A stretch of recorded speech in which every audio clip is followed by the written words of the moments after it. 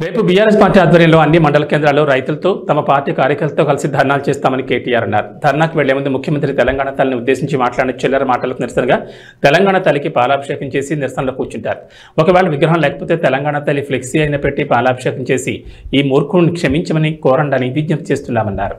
రేపు BRS party ఆధ్వర్యంలో అన్ని మండల కేంద్రాలలో రేపు రైతులను కూడగట్టుకొని మా పార్టీ కార్యకర్తలు మేమందరం కూడా ధర్నాలకు పిలుపునిచ్చినాం. నేను ముందుగా ఈ ధర్నాకి పోయే ముందు మా నాయకులకు నేను విజ్ఞప్తి చేస్తా ఉన్నాను.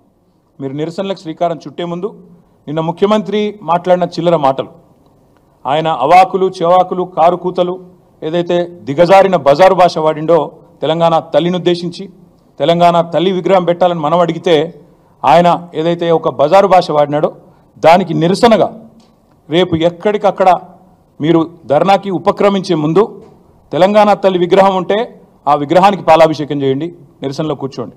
ఒకవేళ అక్కడ విగ్రహం లేకపోతే మీ మండల కేంద్రాల్లో తప్పకుండా ఒక ఫ్లెక్సీ అన్న పెట్టి తెలంగాణ తల్లిది ఆ తల్లికి పాలాభిషేకం చేసి ఈ మూర్ఖుడిని క్షమించమని కోరి దయచేసి నిరసనలకు ఉపక్రమించమని చెప్పి మా నాయకులకు మా కార్యకర్తలకు నేను విజ్ఞప్తి చేస్తా ఉన్నా.